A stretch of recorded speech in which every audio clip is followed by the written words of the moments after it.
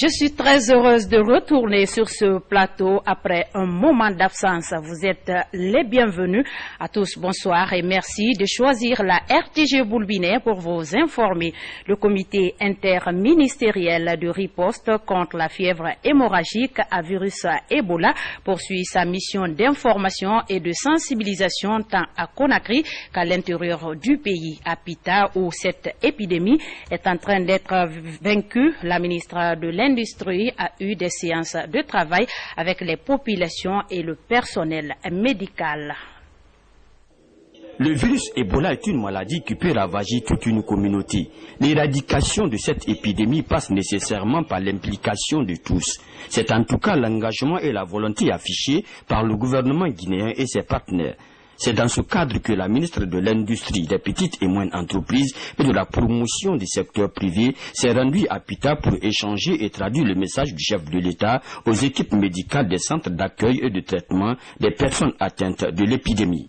Informer la population sur l'impact négatif cette maladie qui tue nous appauvrit.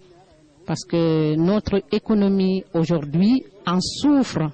Il est important de se mettre ensemble pour lutter contre Ebola.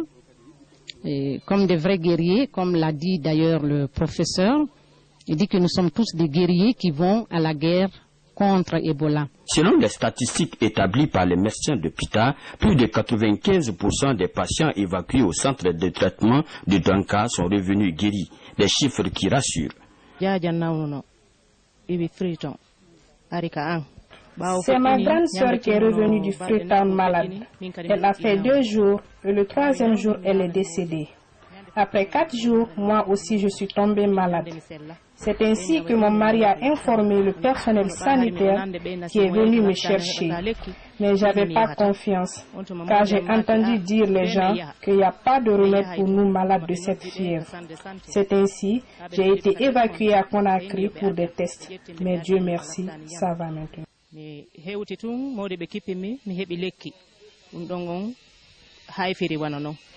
On s'est levé, on n'a rien sous-estimé. Quand on nous appelle par exemple pour un malade, nous partons vers le malade, nous prenons le malade, on l'envoie vers l'hôpital, on l'interroge, on l'examine. Si on trouve que c'est nécessaire de faire le prélèvement, on fait le prélèvement, on envoie à Conakry. Même si c'est négatif, de toute façon, on aura écarté un danger. Les résultats obtenus depuis la prise en charge des personnes atteintes de la fièvre hémorragique à virus Ebola amènent à croire qu'à Pita, la chaîne de contamination est maîtrisée. C'était un reportage signé Alcine Pascaldine. Le combat dans l'éradication de l'épidémie à virus Ebola, l'Union nationale des régies publicitaires en fait sa lutte. Elle vient de dégager plus de 762 millions de francs guinéens pour lutter contre cette épidémie. Les précisions avec Khalidou Diallo. Le combat dans l'éradication de l'épidémie à virus Ebola, l'Union nationale des régies publicitaires de Guinée en fait aussi sa lutte. Elle vient d'investir plus de 762 millions de francs en nature pour éradiquer cette maladie à travers des spots et affiches sur des panneaux publicitaires. Une campagne que l'association compte élargir à l'intérieur du pays. Aujourd'hui, la réponse contre Ebola engage tout le monde. Nous sommes engagés à essayer de faire en sorte qu'on change de comportement pour savoir que la maladie existe et que c'est par notre comportement que nous pouvons l'éviter. Et on a décidé d'apporter, pas en espèces, mais en nature. 13e du Zest, le coordinateur national invite tous les Guinéens à emboîter le pas de l'Union afin de bouter cette épidémie hors de nos frontières. Votre mobilisation m'encourage une fois de plus à aller dans le sens du combat. Nous sommes convaincus, après tout ce temps de lutte, qu'on ne viendra jamais au bout d'Ebola sans la communication. Voilà en quoi les autres associations ou ONG doivent s'inscrire pour lutter contre l'épidémie à virus Ebola dans notre pays.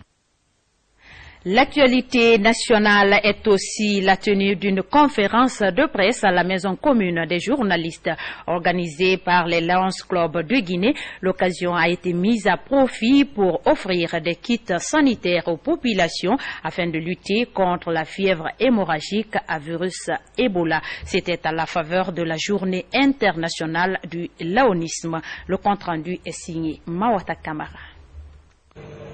Face à l'épidémie Ebola qui sévit dans le monde, le Lions Club international et les Lions de Guinée s'activent pour aider l'État guinéen dans la lutte contre Ebola. C'est à la faveur de la journée internationale du léonisme. Pour la circonstance, ils ont animé un point de presse.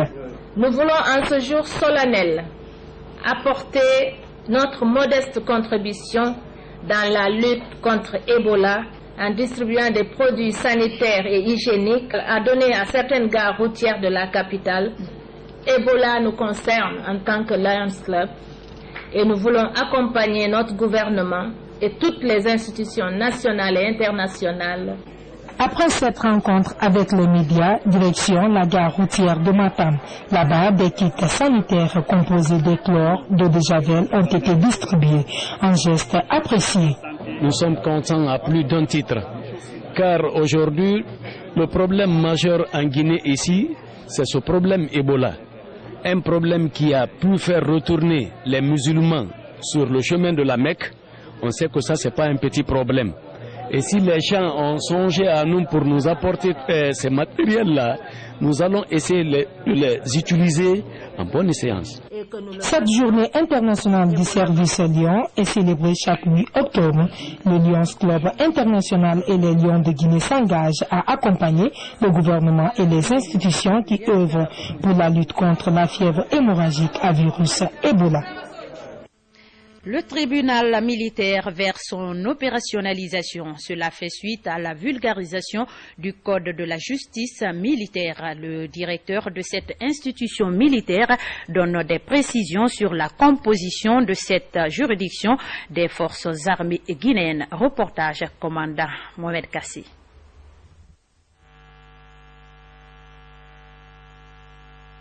Le directeur de la justice militaire rassure les uns et les autres que cette juridiction des forces armées guinéennes tiendra compte du respect des droits de l'homme.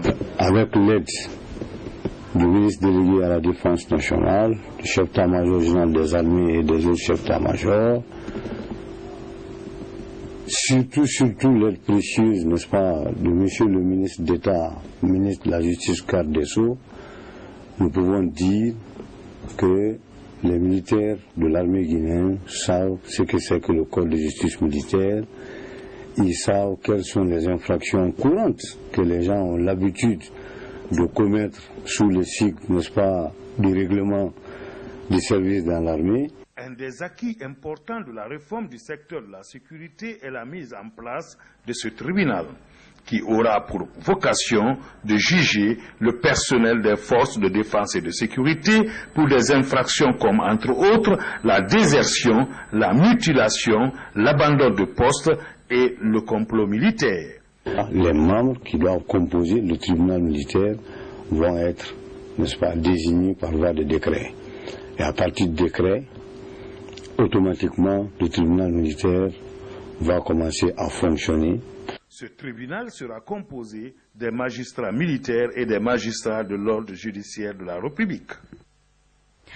Parlons à présent de formation. Une quarantaine des sous-officiers et hommes du rang viennent de boucler leur formation au centre d'instruction des blindés au camp Alpha Yalo. La cérémonie de remise de leur diplôme a été présidée par le représentant du chef d'état-major de l'armée de terre. On suit le reportage de sergent Omar Kamara, notre correspondant de la presse militaire.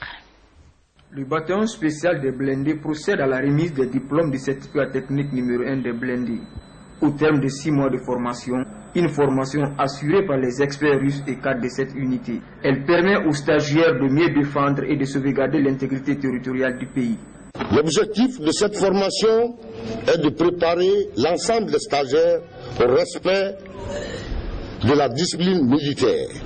La formation a débuté le 3 mars 2014 avec 47 stagiaires répartis en 2 pelotons qui s'est déroulé sur 2 volets. Premièrement, préparation physique, technique et intellectuelle. Deuxièmement, préparation civique et morale. Ce stage s'inscrit dans la dynamique de la réforme du secteur de défense et de sécurité engagée par les autorités de la Troisième République. Aujourd'hui, le 9 octobre 2014, c'est la cérémonie de remise des diplômes de la 2e promotion de CTM blindé et qu'il est encore prêt et à mesure d'abriter avec votre soutien inconditionnel d'autres formations de plus haut niveau dans le cadre des blindés. Je remercie nos partenaires russes et bien entendu les stagiaires qui ont accepté de suivre la formation, sachant bien que l'avenir de notre armée repose sur eux. Des sketchs sur la prévention de l'infection à virus Ebola, présentés par les stagiaires, ont bouclé cette cérémonie de remise de diplôme. Le gouverneur de la ville de Conakry était ce mercredi en conclave avec les syndicats des travailleurs du gouvernorat en toile de fond, discuter de certains problèmes qui entravent le bon fonctionnement du gouvernorat. Notre reporter Alcine Guistier était de la partie et le rencontre. Le gouverneur de la ville de Conakry, Sorba Souley Kamara, rencontre les syndicats des travailleurs du gouvernorat. Objectif, échanger pour trouver une piste de solution pour le bon fonctionnement du gouvernorat. Il y avait une confusion au niveau des travailleurs par rapport à la circulaire que le gouverneur nous a fait présenter. Mais présentement, puisque le gouverneur a brossé tout le détail sur la note, je crois que tout le monde est édifié et qu'il ne s'agit pas de faire asseoir les travailleurs, mais plutôt de redoubler d'efforts pour pouvoir aller de l'avant. Au cours de cette rencontre, d'ample explications ont été données par le gouverneur pour édifier les uns et les autres sur plusieurs situations. Il y a des travailleurs, près de 1600 travailleurs ici. Et sur les 1600, il n'y a que 200 qui travaillent. Les autres là sont inscrits, ils viennent prendre le travail à la fin du mois. Au niveau des recettes, les marchés ne vous donnent pas. Un marché peut donner 250 à 300 par jour. Il y a des boutiques qui sont spoliées par beau à raison, pour 65 ans, à raison de 300 000 francs par mois. Or, on doit payer les travailleurs. Qui il faut payer? Ils ne sont pas régis par le statut de la caisse de sécurité. Alors, les choses s'accumulent, il n'y a pas de retraite. Cette rencontre a pris fin dans un esprit de convivialité et de fraternité entre responsables et syndicats des travailleurs. Et puis, la nationale Labépita est devenue un véritable casse-tête pour les usagers de la route. L'impraticabilité de ce tronçon inquiète les citoyens qui interpellent les autorités à y faire face. Ousmane Bangoura rentre de l'Abbé, suivez son constat. La route Labé-Mali est un véritable casse-tête pour les usagers. Mais qu'à cela ne tienne, les populations de Mali sont satisfaites de la démarche du chef de l'État. Mali, la plus grande préfecture de la Moyenne-Guinée, est confrontée à ce jour à un manque criard d'infrastructures sociaux de base. Ce bloc ex-Villa Sili en ruine en est une parfaite illustration. Seul le site du Mont Loura, communément appelé Dame de Mali, retient l'attention des visiteurs. À Mali, toute la jeunesse nous a confirmé qu'elle est derrière le professeur Alpha Condé pour l'aider à parfaire son programme de développement. J'ose croire que les populations de la Guinée commencent à comprendre que le professeur Alpha Condé veut le bonheur des citoyens lambda. En tout cas, si les dispositions immédiates ne sont pas prises pour faciliter son accès, Mali risque d'être coupé du reste de la Guinée, pourtant très fréquenté par des hauts cadres du pays. Fait de société dans cette édition, la polygamie est une pratique fréquente dans les sociétés africaines. En Guinée, bien que acceptée par la tradition et la religion musulmane, plusieurs enfants payent les frais de cette situation. Notre reporter Makia Kamara s'est intéressé au dossier, suivez son reportage. La polygamie est une tradition africaine fréquente en Guinée, condamnée par l'article 315 du Code civil guinéen. Elle semble s'enraciner dans les communautés musulmanes malgré ses conséquences. Bien des gens la préfèrent pour des raisons diverses. Le monde de maintenant, vu l'évolution et la modernité, il est impossible de regrouper tant de femmes et tant d'enfants, surtout l'éducation de ces enfants.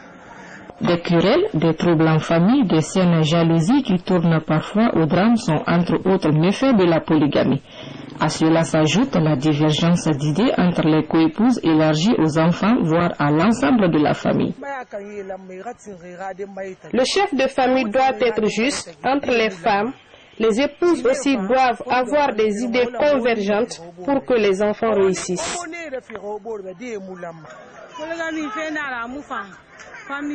La polygamie, c'est quelque chose qui n'est pas bien, non seulement pour les chefs de famille, mais aussi pour les enfants.